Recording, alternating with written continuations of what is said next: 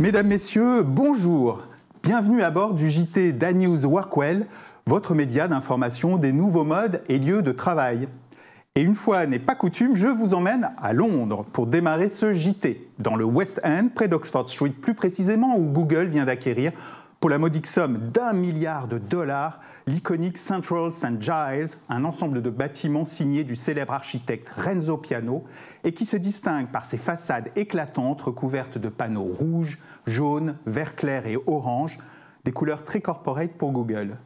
Le géant des technologies a décidé de se porter acquéreur des 38 000 m² de bureaux pour y regrouper quelques 10 000 collaborateurs londoniens. L'ensemble immobilier comporte également une centaine d'appartements et de nombreux commerces et restaurants en pied d'immeuble. Une rénovation complète va être réalisée pour s'adapter à la vision que Google a de l'avenir du travail et des lieux de travail, plus collaboratifs, flexibles et favorables au bien-être dans un contexte de développement du travail hybride. BDG Architects a dévoilé les premiers croquis des aménagements. On y voit des quiet zones avec des recoins pour le travail en concentration et une installation artistique aérienne axée sur le bien-être qui offre Dixit, une fenêtre sur les nuages qui passent. On est à Londres, pas de doute.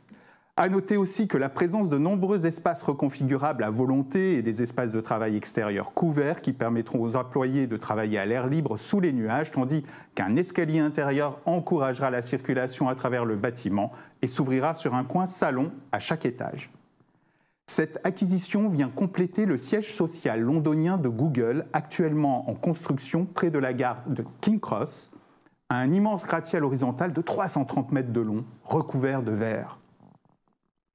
Une fois terminé, le bâtiment s'élèvera sur 11 étages et comprendra entre autres une piscine de 25 mètres, un terrain de basket intérieur et des salles de massage ainsi qu'un gigantesque toit jardin désormais présent dans tous les grands projets immobiliers tertiaires. Après Londres, direction Guangzhou en Chine où l'agence Zaha Hadid Architects vient d'inaugurer une nouvelle réalisation spectaculaire destinée à devenir le nouveau siège de l'entreprise Infinitus China spécialisée dans les compléments alimentaires orientés santé. Imaginée par Zaha Hadid elle-même, Infinitus Plaza, c'est son nom, développe 185 000 m² de surface de plancher et se compose de 2 bâtiments reliés par des ponts aériens couverts de végétation recréant la forme du symbole mathématique représentant l'infini. Cette conception étonnante crée une connexion entre les espaces extérieurs et intérieurs des 8 étages du bâtiment qui abrite, outre des bureaux, un centre de recherche sur la phytothérapie chinoise ainsi qu'un centre d'exposition et une galerie. Afin de maximiser la quantité de lumière naturelle tout en réduisant la consommation d'énergie, le bâtiment est équipé de vitrages isolants. Des écrans en aluminium perforé recouvrant les façades extérieures protègent de la chaleur solaire directe et permettent la collecte des eaux de pluie. Des eaux de pluie qui peuvent être déversées sur les façades via un système de sprinkler alimenté par panneaux photovoltaïques, et ceci afin de rafraîchir l'air intérieur si besoin. Une innovation très utile dans cette région subtropicale au climat souvent chaud et humide. Les écrans seront également équipés de capteurs qui surveillent les conditions météo, la consommation d'énergie et l'éclairage afin d'optimiser l'efficacité énergétique des bâtiments qui ont obtenu la certification LEED Gold. À noter que l'agence d'architecture a veillé à ce que le chantier recourt autant que possible à des matériaux recyclés ayant une faible empreinte carbone. À l'intérieur de cet impressionnant édifice, les espaces de travail seront, eux, conçus pour favoriser, Dixit, la connectivité, la créativité et l'entrepreneuriat. À suivre donc. Retour en France, à Clichy-la-Garenne, où le programme d'immeubles du bureau Swell redessine totalement une des portes d'entrée de la ville. Certifié HQE bâtiment tertiaire, Effinergie Plus, BREEAM et WELL, Swell surplombe la Seine sur 90 mètres de linéaire et offre 18 600 m² de bureaux neufs au sein de 2 immeubles indépendants, ainsi que 1 680 m² de services sur mesure, 2 400 m² de business center et 2 750 m² d'espaces extérieurs végétalisés, dont 2 terrasses en rooftop offrant des vues panoramiques exceptionnelles sur Paris et la Défense. Autre particularité de Swell, une qualité de l'air exceptionnelle, ouvrant la voie à une nouvelle génération de bureaux purifiés et assainis. En effet, grâce à ces filtres F9, l'air intérieur de Swell est 3 fois plus filtré qu'un immeuble de bureau standard. un argument non négligeable à l'heure où les études montrent l'intérêt croissant des salariés français pour le bien-être et la santé au travail. À ce titre, Swell est également doté d'un autre atout, 85% des surfaces utiles sont en premier jour, un critère qui arrive en tête de liste des attentes des collaborateurs en matière de confort, d'après toutes les études menées sur ce sujet. De Clichy à Nanterre, il n'y a que quelques kilomètres que je vous propose de franchir allègrement pour prendre des nouvelles du futur plus grand campus en bois d'Europe, Arboretum. Arboretum, c'est ce projet de complexe tertiaire développé sur la friche des anciennes papeteries de la Seine. Le projet est composé de 5 bâtiments neufs construits en bois massif, ainsi que de 2 bâtiments patrimoniaux conservés et qui seront réhabilités. Conçu par les agences Leclerc Associés, Nicolas Lenné architecte, Dream de Dimitri Roussel et Hubert Héroy, les 126 000 m² de bureaux pourront accueillir 8 à 10 000 personnes et recourront à la géothermie pour couvrir jusqu'à 80% des besoins énergétiques en chauffage et climatisation. La silhouette des nouveaux immeubles de l'Arboretum est d'ailleurs aujourd'hui en bonne partie dessinée. Seuls les 2 bâtiments anciens doivent encore être restructurés, la livraison étant programmée pour fin 2022. Il est donc l'heure pour le promoteur WO2 de se mettre en quête de locataires. Le promoteur espère ainsi attirer les entreprises soucieuses de verdir leur image et d'offrir à leurs salariés un cadre de travail tout à fait exceptionnel. En effet, l'implantation du campus part d'un principe simple, donner à chaque bureau un rapport direct à la nature. Chaque plateau de bureau est ainsi prolongé par de véritables terrasses allant jusqu'à 170 m².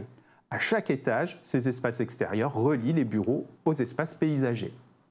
Les bâtiments sont conçus en structure bois et le campus s'articule autour de 2 pôles de services reliés par un vaste parc intérieur. Au sein du bâtiment principal, côté ville, on trouve 5 restaurants, un drugstore ainsi que l'accueil. Les 2 bâtiments réhabilités, côté Seine, accueillent pour leur part 3 restaurants, un club de sport ainsi qu'un centre de réunion et de conférences. On a hâte de découvrir le rendu final de ce projet hors norme. Allez, restons à Nanterre, où Vinci, le géant français du BTP et des concessions, a fini d'emménager en mars dans un siège flambant neuf construit sur les voies ferrées. Situé derrière la Grande Arche de la Défense, dans le quartier des Groux, et conçu par les architectes Jean-Paul Viguier et Marc Mimram, l'archipel, c'est le nom officiel du siège, s'avance en effet au-dessus des voies ferrées sur 160 mètres de long et 19 mètres de large, offrant une protection aux quais 3 et 4 du RER A. La future station Nanterre-La Folie de la ligne Éole débouchera quant à elle au rez-de-chaussée du siège. Avec 3000 personnes à loger à ce stade et une croissance forte de son périmètre d'activité, Vinci aurait pu opter pour une tour à la Défense, à l'instar de Saint-Gobain, Total et quelques autres. Son nouveau siège de 75 000 m² est tout l'inverse. L'archipel restitue les convictions du PDG, Xavier Huillard. Sur le caractère décentralisé du groupe, tout d'abord, il se compose ainsi de 5 bâtiments logeant chacun un métier de Vinci. Tels des îles, ils sont reliés par une rue aérienne intérieure ouvrant aussi sur des terrasses. 4 bâtiments sont de moyenne hauteur, dominés par une tour de 100 mètres et 22 étages, dont le dernier sera occupé par la direction générale. Les collaborateurs du groupe y emménagent par vagues depuis le mois d'octobre, les derniers arrivants étant prévus en mars. À noter que le flex office y est banni au profit de lieux de socialisation et que l'ensemble accueillera quelques 1500 m² de commerce. Enfin, pour compléter cette ouverture sur la ville, l'auditorium sera accessible à tous les habitants du quartier. Pour terminer ce JT, je n'ai pas pu résister à vous faire découvrir ou redécouvrir les Goguettes, un trio à 4 qui avait commis juste avant le début de la pandémie un petit sketch chanté sur l'air de la complainte du progrès de Boris Vian qu'ils ont appelé « Drop-moi un mail ASAP », tout un programme. En moins de 2 minutes 30, les Goguettes ont su croquer de façon hilarante toutes ces expressions très novlangues, si souvent entendues au bureau. Exemple de ces monuments de poésie relevés par le trio A4, c'est un process 100% e-business, du e-learning issu d'un brainstorming qu'un débriefing a rendu opérant. Ou encore, t'as le week-end entier pour nous drafter ta presse. Ça fait rire et en même temps, on aurait pu l'entendre. Allez, pour le plaisir, je vous laisse avec un rapide extrait de « Drop-moi un mail ASAP ». Quant à nous, on se retrouve dans 2 semaines. Merci de votre fidélité. À bientôt. T'as le week-end entier pour nous drafter ta presse.